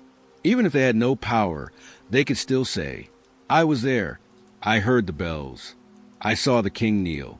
Daily worship and festivals. Of course, the cathedral's primary role was as a house of prayer. Mass was celebrated daily. Sermons thundered from pulpits. Confessions whispered in chapels. The faithful lit candles, knelt in silence, sang hymns that soared into the vaults. Yet the calendar was also punctuated by festivals, grand, noisy, unruly. On feast days, the square outside erupted with music, dancing, food, and laughter. The Feast of Fools, in particular, turned the solemnity of Notre-Dame upside down. Mock priests paraded, jokes filled the nave, and the sacred mingled with satire. For one day, the people claimed the cathedral as their own playground, a reminder that faith was never entirely separated from joy, a shelter and a witness. Notre-Dame also served as refuge. In times of unrest, people crowded inside its doors, seeking protection beneath its sacred walls. During storms, they prayed beneath its vaults. During plagues, they begged for mercy before its altars. The cathedral became not just a symbol of permanence, but a literal sanctuary when life outside grew unbearable, and the building watched silently as history unfolded. It saw crusaders depart and sometimes return broken. It saw students argue in the schools nearby, birthing ideas that would shake Europe. It saw protests, fires, famines, and celebrations. It was, in a way, the city's witness, unmoving yet always present, the ordinary Parisian's gaze. But perhaps the most enduring relationship was the simplest, the daily glance. Imagine a baker stepping out of his shop each morning, looking up at the towers, catching the sunrise, or a young couple meeting by the western doors, their courtship unfolding under the watchful eyes of carved saints, or a mother pointing upward at her child, saying, "That is God's house." These small, repeated gestures stitched Notre-Dame into the very fabric of life. The cathedral was not visited occasionally. It was encountered constantly, as much a part of the skyline as the sky itself, a living heartbeat. By the 14th century, when Notre-Dame stood complete, it was no longer simply a project of bishops and kings. It was a city's soul, shared by all. Every Parisian, from noble to beggar, had some memory tied to its stones. This is the marvel of cathedrals. They are built by generations, but they belong to everyone. They are not just art or architecture. They are companions, rising above daily toil, whispering that there is something greater, more lasting, more beautiful than the struggles of the moment. Notre-Dame's greatness was not only in its towers, its vaults, its glass, but in the way it gathered the city around it. It gave Paris a center, a rhythm, a voice. It spoke in bells and festivals, in prayers, in commerce. And Parisians, in turn, gave it life. So when we look back today, we should not only remember the architects and kings. We should remember the butcher who prayed beneath its arches, the child who chased pigeons across its square, the widow who found comfort in its bells. They were the true voices of the city, and their echoes still linger in the stone. An enduring symbol, what Notre-Dame meant by 1345. By the year 1345, nearly 2 centuries after the first stone had been laid, the great cathedral of Notre-Dame de Paris finally stood complete. Its towers pierced the sky, its rose windows blazed with colored light, and its nave stretched vast and solemn like the ribs of some great stone whale. For the people of Paris, it was not merely a building finished. It was a promise fulfilled, a vision turned real, and a new identity for their city, a testament of generations. Few who had begun the work in 1163 lived to see it end. Entire lifetimes had passed. Entire generations of masons, carpenters, glassmakers, and patrons had come and gone. Fathers handed chisels to sons. Apprentices grew old, teaching their own apprentices. In some families, the building of Notre-Dame was a family business for 3 or even 4 generations. To stand before the completed cathedral in 1345 was to realize that this was not the achievement of one man or one king. It was a collective gift of centuries. It bore the fingerprint of thousands of unnamed craftsmen who carved faces that no one would see except God, who hoisted beams that would never be thanked, who shaped glass that filtered light long after they themselves had returned to dust. For medieval Parisians, this gave a cathedral a weight beyond stone. It was a story of human perseverance. It told them, we can build something greater than ourselves, something that will last beyond our brief lives. The crown of Paris. By the 14th century, Paris was already a thriving center of learning, trade, and culture. The University of Paris attracted scholars from across Europe. The same bustled with commerce, ships carrying wine, grain, and cloth. But now, with Notre-Dame complete, the city had something else, a crown. Other cathedrals dotted France, Chartres, Reims, Amiens, but Notre-Dame was unique in its setting, rising from the Isle de la Cite. Surrounded by water, it seemed to float above the river like a vision. For travelers arriving by boat, its towers were the first sign of Paris, the symbol that the city they approached was not only prosperous but sacred. The cathedral gave Paris a face, a recognizable silhouette. It was more than architecture, it was identity. Parisians could point to it with pride and say, this is our city, this is who we are. And foreigners, seeing its vastness, knew they entered not just any city, but one with divine favor, a political stage. Notre-Dame also became inseparable from the theater of power. Kings were crowned in Reims, but they prayed in Paris. Royal weddings, funerals, and public prayers unfolded beneath its vaults. When France triumphed, bells rang in jubilation. When disaster struck, they tolled in mourning. The monarchy and the cathedral became entwined, each strengthening the other. Philip the Fair, whose reign spanned the turn of the 14th century, used the majesty of Notre-Dame to project his authority, even as he plotted in its shadows against the Knights Templar. Louis IX, later St. Louis, had knelt in its chapels, binding the monarchy to holiness.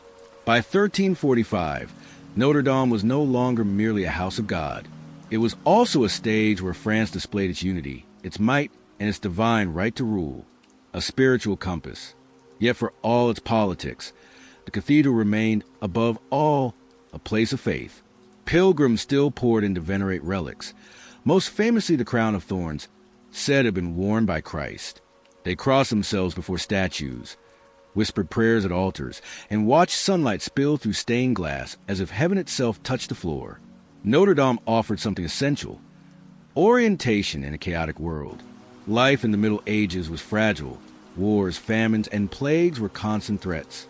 To step inside a cathedral was to step into another order, a reminder that God's kingdom was vast, ordered, and eternal. For Parisians, the building was not simply a monument to look at. It was a compass pointing upward, a stone sermon that never ceased. Its spire and towers reached toward the heavens, silently insisting that there was more than toil and hunger, more than conflict and fear. The People's Cathedral.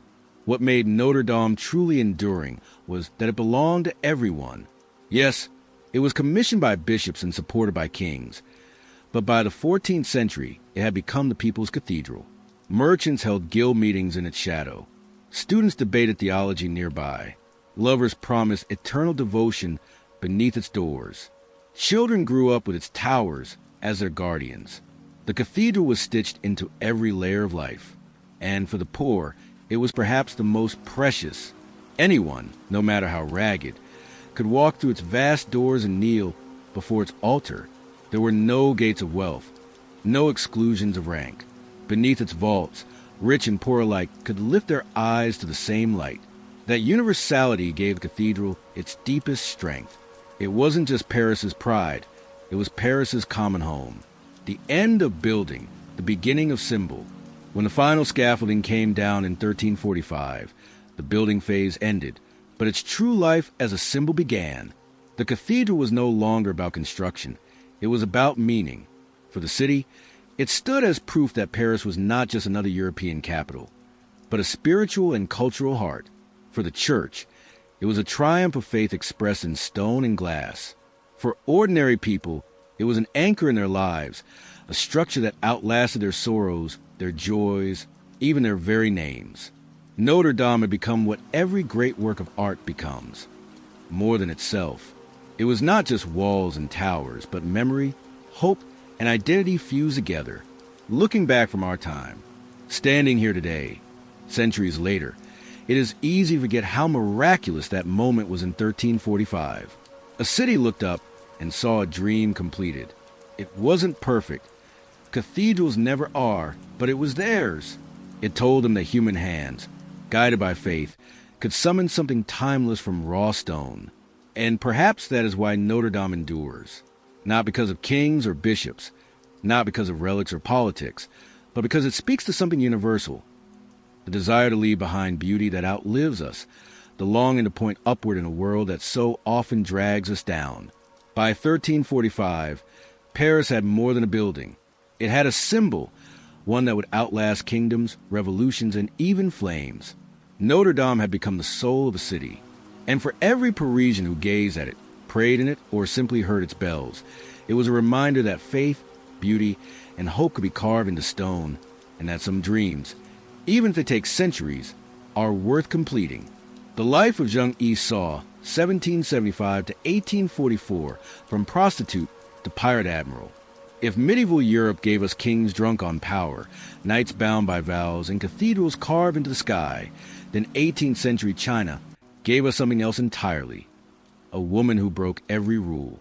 Her name was Zheng Yi, though history remembers her as Qing Shi, and she began life not in palaces or temples, but in the floating brothels of Guangdong. By the time she was done, she commanded the largest pirate fleet the world had ever seen. Tens of thousands of men, and forced emperors, admirals, and merchants alike to bow before her. It is one of those stories that sounds almost like folklore, and yet it is real.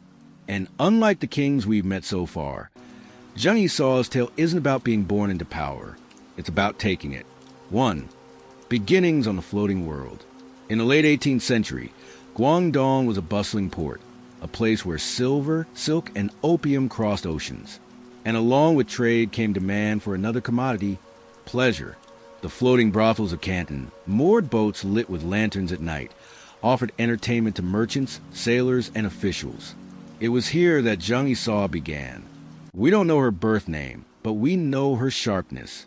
She was not merely beautiful. She was clever, strategic, and keenly observant of men's weaknesses.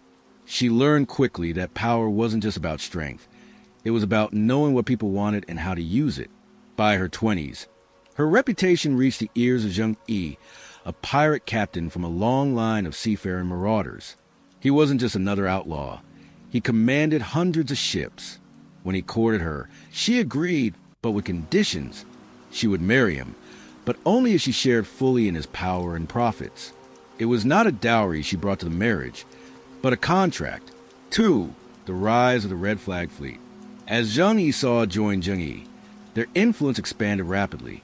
Together they organized a Red Flag Fleet, a coalition of pirate bands united under one banner.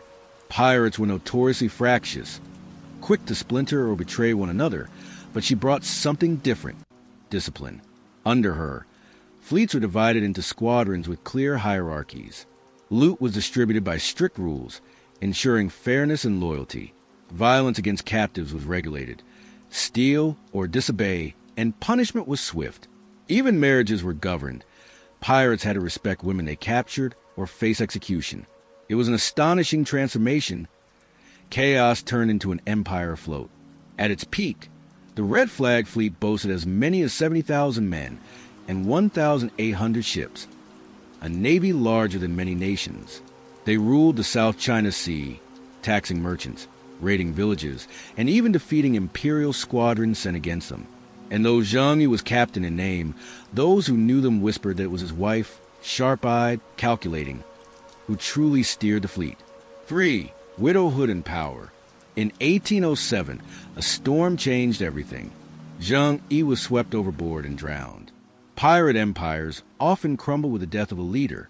Rivals circled, subordinates splintered, and without strong command, fleets dissolved into infighting. But Zheng Yi didn't flinch. Instead, she stepped forward, not as a grieving widow, but as a ruler. She secured alliances with key captains, outmaneuvered rivals, and claimed her husband's legacy as her own.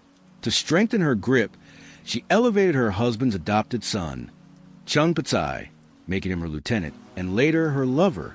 With him at her side, she tightened discipline, expanded operations, and faced down the Qing Navy itself.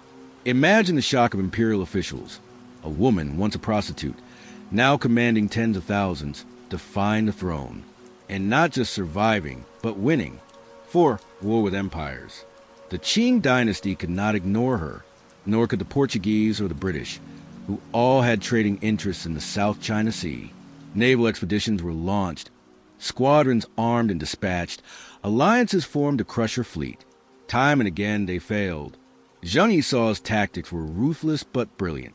She used superior numbers, better coordination, and intimate knowledge of coastal waters to outmaneuver heavier warships. Imperial reports grew desperate, noting with embarrassment how their fleets were routed, their commanders humiliated. At her height, she was not just a pirate queen. She was a geopolitical force, one that emperors had to reckon with. 5. A clever exit. Yet even legends have limits. By 1810, pressures mounted. The Qing intensified campaigns. Foreign powers pressed harder, and internal divisions threatened the fleet's unity. Zheng Yi recognized something few pirate lords ever did, that empires have longer memories than outlaws. So she chose negotiation. She marched into the governor's office in Guangdong, not as a supplicant, but as a commander, demanding amnesty for herself and her men. Remarkably, she got it. The Red Flag fleet disbanded peacefully.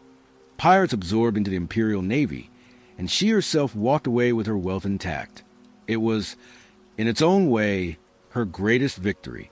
While most pirates ended at the gallows, Zheng Yi ended in prosperity. 6. Life after the sea. After retiring, she opened a gambling house, lived comfortably, and raised her children. She died in 1844, an old woman in her bed, an ending so rare for pirates it almost feels mythical. Her story stretches from the lantern-lit brothels of Canton to the command decks of the largest pirate fleet in history. She overturned every assumption of her age about gender, power, and destiny. And though her tale is less famous than that of Blackbeard or Captain Kidd, in truth, she eclipses them all. None commanded as many men. None defied empires so effectively. And none walked away so completely victorious. Closing reflection. Zheng Yi's life is more than a pirate story. It's a reminder that power doesn't always come from where we expect. Not from kings or crowns, but from sharp minds, fierce will, and the refusal to be bound by circumstance. From prostitute to admiral, from shadow to storm, she built an empire on the sea, and then, just as shrewdly, stepped ashore before it swallowed her. In a series filled with perverted kings, fallen knights, and cathedrals that took centuries to complete, perhaps she is a perfect note to end on. Proof that even in the most rigid of worlds, a single life can bend history. So tonight, we've wandered through worlds that rarely sit side by side. We began in the dim chambers of medieval kings, where lust and power collided without restraint. We followed the rise and fall of the Knights Templar, men once so feared that even kings trembled, only to end in fire and silence. We watched Notre-Dame rise stone by stone, a dream that took centuries to fulfill and still stands as a heart of Paris.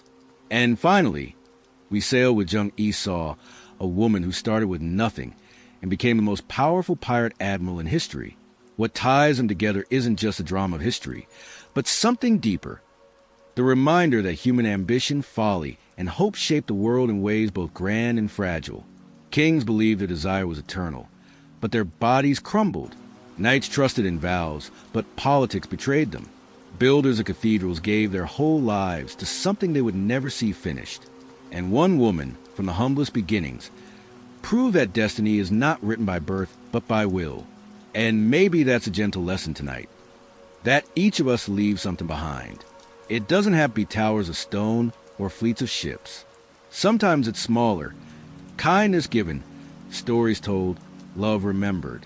But in the end, we all shape the world in ways that echo after us. If you found comfort in this journey, I'd be grateful if you subscribed. Not for numbers, but so we can keep traveling together, story by story, through the strange and beautiful corridors of the past.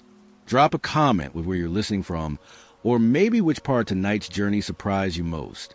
I always love hearing your voices in return. And until next time, rest well, dream gently, and remember, history isn't only about what's written in books.